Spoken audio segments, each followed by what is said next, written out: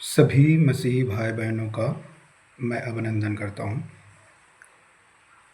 आज का जो संदेश है वो लूका रचित सुसमाचार पर आधारित है और ये संदेश मैं इसलिए दे रहा हूँ कि एक सच्चा मसीही भाई बहनों को उनके आत्मिक जीवन और उनकी सारी गतिविधियों पर यीशु और यीशु का वचन अद्भुत रीति से काम करें और अपने जीवन में 100% हर परिस्थिति के बावजूद फलवंत हो। तो क्या है वो वचन? आइए देखते हैं, बाइबल से सीखते हैं। लूका रचित सुसमाचार उसका 11 अध्याय और 5 से लेकर 13 कलम तक हम देखते हैं। तो यहाँ पर यीशु मसीह जो है प्रार्थना के संबंध में यीशु जो है शिक्षा दे रहा है अपने चेलों को। क्या है वचन? मैं पढ़ना चाहता हूँ। तब उसने उनसे कहा, तुम में से कौन है कि उसका एक मित्र हो और वह आधी रात को उसके पास जाकर उससे कहे, हे मित्र, मुझे 3 रोटियां दे, क्योंकि एक यात्री मित्र मेरे पास आया है और उसके आगे रखने के लिए मेरे पास कुछ नहीं है। और वह भीतर से उत्तर दे, मुझे दुख न दे, अब तो द्वार बंद है और मेरे बालक मेरे पास बिछौने पर है, इसलिए मैं उठकर तुझे नहीं दे सकता। आगे, मैं तुमसे कहता हूँ, यदि उसका मित्र होने पर भी उसे उठकर ना दे, तो भी उसके लज्जा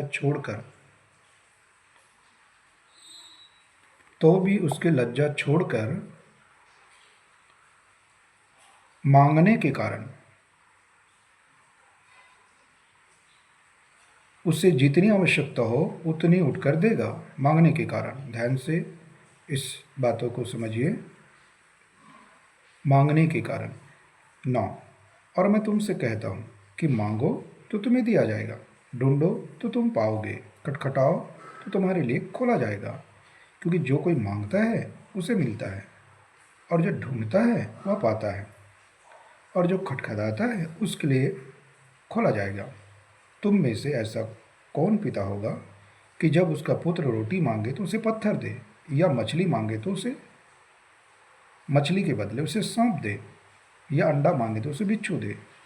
अतः जब तुम बुरे होकर अपने बच्चों को अच्छी वस्तुएं देना जानते हो, तो स्वर्गीय पिता अपने मांगने वालों को पवित्र आत्मा क्यों न देगा। ये है आयत, वचन, पद। लूका 11, 5 से 13 पद के आधारित मैंने वचन पढ़ा है। अब अक्सर होता क्या है, यहाँ पर जो यीशु मसीह जो प्रार्थना के संबंध में शिक्षा दे रहा है वो बहुत ही महत्वपूर्ण है, जो मैं आपको आगे समझाने वाला हूँ। कृपया दर्शक भाई बहन ध्यान से सुने इस बातों को। तो यहाँ पर लज्जा छोड़कर, 8 पद को फिर पढ़ लेंगे। मैं तुमसे कहता हूँ, यदि उसका मित्र होने पर भी उसे उठकर ना दे, तो भी उसके लज्जा छोड़कर मांगने के कारण उससे जितनी आवश्यकता हो उतनी उठकर देगा। तो सबसे पहली बात, लज्जा छोड़ेगा वो, और वो जो मांग रहा है वो मांगने के कारण उठकर, लज्जा छोड़ के उठकर जितनी उनको आवश्यकता है वो देगा। तो यहाँ पर छोड़ा क्या? लज्जा को। यही बात मसीही भाई बहनों के लिए भी आत्मिक रीति से लागू होता है। कैसे? आज संसार में हर तरफ, हर प्रकार से दुष्टता, पाप, स्वार्थ, लालच, हर तरफ हेराफेरी, झूठ, चोरी, व्यभिचार। हम जब अपने दृष्टि से जब संसार को देखते हैं, हम जिस जगह में रहते हैं, हमारे आसपास को देखते हैं, तो हर जगह हमको पाप और अपराधी दिखाई देता है, लेकिन हमें उनकी बातों से या उन चीज़ों से बिना कोई परवाह किए हमें अपना ध्यान यीशु के वचनों पर लगाना चाहिए, परमेश्वर में लगाना चाहिए। और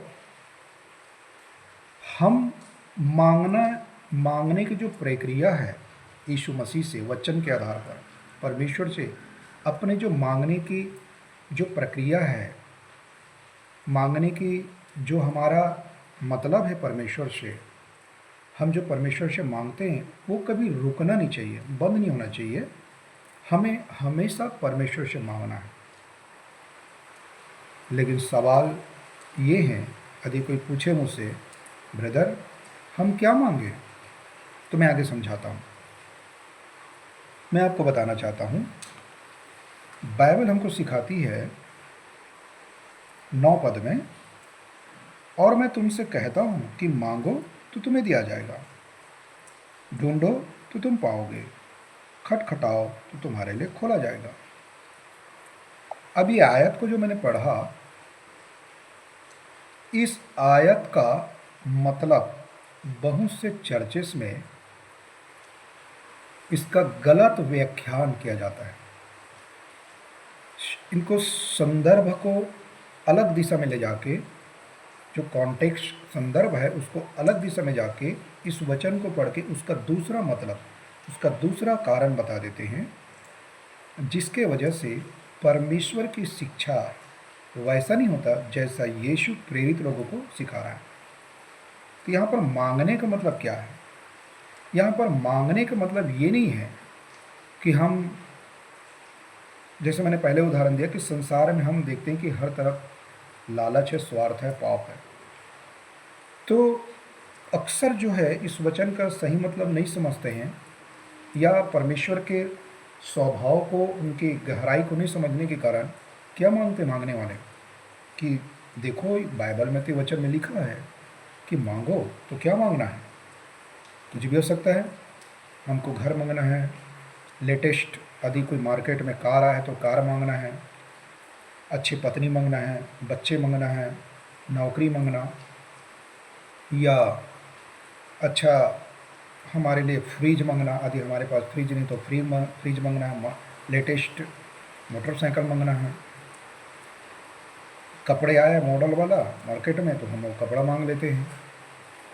तो इस प्रकार के मांगने की बात को इस वचन से जोड़कर, संदर्भ से, वचन से हटकर संसारिक प्रॉस्पेरिटी, संपन्नता, भौतिक बातों में संसारिक बातों को जोड़कर इसको प्रचार किया जाता है या सिखा दिया जाता है। सॉरी, जबकि ये वचन, ये बाइबल ऐसा नहीं सिखा रहा है। यहाँ पर मैं आपको बताना चाहता हूँ, जो मांगने की बात कह रहा है यहाँ पर यीशु शिक्षा दे रहा है, वो मांगने का मतलब है स्वर्गीय पिता परमेश्वर यीशु से हमें बुद्धि मांगना है। क्या मांगना है? बुद्धि मांगना है। प्रभु मुझे समझ दे, मुझे ज्ञान दे, मुझे बुद्धि दे प्रभु, मुझे अगुवाई कर, मुझे आपकी सम्मति चाहिए, मुझे आपकी अगुवाई चाहिए। मैं प्रभु मांगता हूँ कि ये संसार चारों तरफ से स्वार्थ और पाप है, और कहीं से मुझे नहीं लगता कि यह संसार सही है, क्योंकि संसार के समझ, बुद्धि, ज्ञान तो पूरा भ्रष्ट है, पाप है, जैसे बाइबल सिखाती है। तो इस संसार में कुछ भी सही नहीं प्रभु। इसलिए यदि मुझे संसार में लोगों के बीच में जीना है और आपकी प्रचार करना है, सेवा करना है, अपने परिवार को बताना है, लोगों को बताना है, कलीसिया में बताना है, तो प्रभु मुझे तू बुद्धि, समझ, ज्ञान दे, मुझे वो आत्मा दे, मुझे वो अगुवाई कर, मुझे वो समझ दे, सम्मति दे, मुझे परामर्श कर प्रभु, काउंसलिंग कर मुझे। तो यहाँ पर ये मांगने की बात हो रही है। आप ही सोचो, क्या सृष्टि का परमेश्वर स्वर्ग की महिमा को छोड़कर धरती पर आया, मनुष्य के रूप लेकर क्या वो भौतिक वस्तु संसार की बात वस्तु को मांगने की बात सिखाएगा परमेश्वर? क्या परमेश्वर यीशु के पास सामर्थ्य नहीं है कि सामने वाला मांगने वालों को वो यूं ही प्रदान करे जो उनको आवश्यकता हो? कर सकता है, लेकिन उस बातों को सिखाने से क्या मतलब? क्योंकि वो आत्मिक से जुड़ा नहीं है, आत्मिक उन्नति नहीं है, वो तो संसारिक शारीरिक बात है। तो कुछ लोग ऐसा ही जोड़ के सिखा देते हैं। अब मैं ये नहीं कह रहा हूँ कि परमेश्वर उनकी आवश्यकता पूरा नहीं कर सकता, बिल्कुल कर सकता है। आगे आयत में लिखा है, ढूंढो तो तुम पाओगे। तो क्या ढूंढने की बात हो रही है यहाँ पर? ये जो ढूंढने की बात हो रही है वो कहीं ऐसा नहीं है कि हम संसार में या भौतिक बातों को ढूंढें, जैसे नौकरी को ढूंढना, पैसा ढूंढना, बैंक बैलेंस करना, मुझे कोई बड़ा प्लांट खड़ा करना है तो उसके बारे में ढूंढना, या मुझे कोई फैक्ट्री या कारखाना या बड़ा बिजनेस तो उसके ढूंढना है। नहीं, उस ढूंढने की बात नहीं हो रही यहाँ पर। यहाँ पर जो ढूंढने की जो बात हो रही है वो परमेश्वर और परमेश्वर के वचन, परमेश्वर की गहराई, परमेश्वर के सोच, परमेश्वर की पवित्रता, परमेश्वर के सामर्थ्य को ढूंढना है, खोजना है, क्योंकि खोजने में मिलता है यीशु मसीह, यीशु के वचन। तो यहाँ पर हमें यीशु परमेश्वर के वचन को ढूंढना है, उसका प्रेम, उसका न्याय, उसके आशीष को ढूंढना है, उसके आत्मा जो बाइबल है उसको ढूंढना है। जब मैं और आप परमेश्वर की उसकी सामर्थ्य की खोज करेंगे तो परमेश्वर मुझे और आपको बहुत आशीष करेगा और आत्मिक उन्नति में बढ़ने में योगदान देगा। आगे, खटखटाओ तो तुम्हारे लिए खोला जाएगा। तो जब हम परमेश्वर से प्रार्थना करते हैं, पुकारते हैं परमेश्वर, तो पिता को अच्छा लगता है बेटा का प्रार्थना। परमेश्वर चाहता है कि हम पिता से प्रार्थना करें, जो पिता को भाता भी है और अच्छा भी लगता है। और जब हमारी प्रार्थना को जब सुनता है, स्वीकार करता है, ग्रहण करता है, तो हमें आशीष देता है। तो हमारा संबंध एक पिता, एक बाप और बेटा का होता है यहाँ पर रिश्ता, आत्मिक रीति से। तो जब एक बेटा निष्कपट मन से, निष्पक्ष मन से जब पिता से प्रार्थना करता है, पुकारता है, दुआई देता है, तो पिता सुनता है और अच्छा लगता है और आशीष करता है। आगे 13 पद में क्या लिखा है, अतः जब तुम बुरे होकर अपने बच्चों को अच्छी वस्तुएं देना जानते हो तो स्वर्गीय पिता अपने मांगने वालों को पवित्र आत्मा क्यों नहीं देगा। तो कभी कभी ये शायद को पढ़ने से एक मसीह कंफ्यूज हो जाता है, शक हो जाता है, डाउट हो जाता है कि पढ़ने से ऐसा लगता है कि जब हम पापों से मन फिरा के यीशु पर विश्वास किया तो हमारा उद्धार होगा। लेकिन यहाँ पर तो लिखा है जब हम प्रार्थना करेंगे, मांगेंगे परमेश्वर से तो हमको पवित्र आत्मा देगा। मतलब अभी हमारे अंदर में पवित्र आत्मा नहीं आया है, हमको परमेश्वर से मांगना पड़ेगा, तब हमको अलग से उद्धार होने के बाद अलग से पवित्र आत्मा देगा, ऐसा लगता है। पर ये वचन, ये शिक्षा सही नहीं है और ना ही ये वचन वैसा बता रहा है। लेकिन पढ़ने से हमको कभी कभी ऐसा लगता है, पर ये शिक्षा वैसा नहीं है। मैं आगे समझाता हूँ इस वचन का क्या मतलब है। क्योंकि यहाँ पर जब वो दृष्टांत के रूप में यीशु जब चेलों को शिक्षा दे रहा था, जैसे 12 पद में, या अंडा मांगे तो उसे बिच्छू दे। 11 पद में लिखा है, तुम में से ऐसा कौन पिता होगा कि जब उसका पुत्र रोटी मांगे तो उसे पत्थर दे, या मछली मांगे तो मछली के बदले उसे सांप दे। तो क्या हो रहा है यहाँ पर, जब हम अपने स्वर्गीय पिता के पास जाते हैं निष्पक्ष मन से, बिना कोई स्वार्थ और लालच के, और हम परमेश्वर से प्रार्थना करके मांगते हैं कि प्रभु मैं आपके राज्य को बढ़ाने के लिए मेरा इच्छा है, मैं आपके वचन का प्रचार करना चाहता हूँ, आपकी सेवा करना चाहता हूँ, मुझे बता कि परमेश्वर मुझे क्या करना चाहिए। तो यहाँ पर जिस दिन आप पापों से मन फिराए थे और यीशु पर विश्वास किए थे, उसी दिन आपका उद्धार भी हुआ था और उसी समय प्रभु आपको पवित्र आत्मा भी दिया था। और वही पवित्र आत्मा के अगुवाई में, दूसरे शब्दों में, पवित्र आत्मा के पूरा अधीन होकर, वचन में बढ़कर, वचन की सामर्थ्य के द्वारा और पवित्र आत्मा के अगुवाई के द्वारा हम परमेश्वर की इच्छा में प्रभु के प्लान को, योजना को पूरा कर सकते हैं। इसलिए यहाँ पर ऐसा लिखा है कि मांगने वालों को पवित्र आत्मा क्यों नहीं देगा, अर्थात परमेश्वर जो उनके अंदर में है, विश्वास करते समय जो पवित्र आत्मा मिला, वो पवित्र आत्मा मांगने का मतलब जब परमेश्वर से हम मांगते हैं तो पवित्र आत्मा के संचलन के द्वारा, उनके अगुवाई के द्वारा प्रभु अपना काम करवाता है।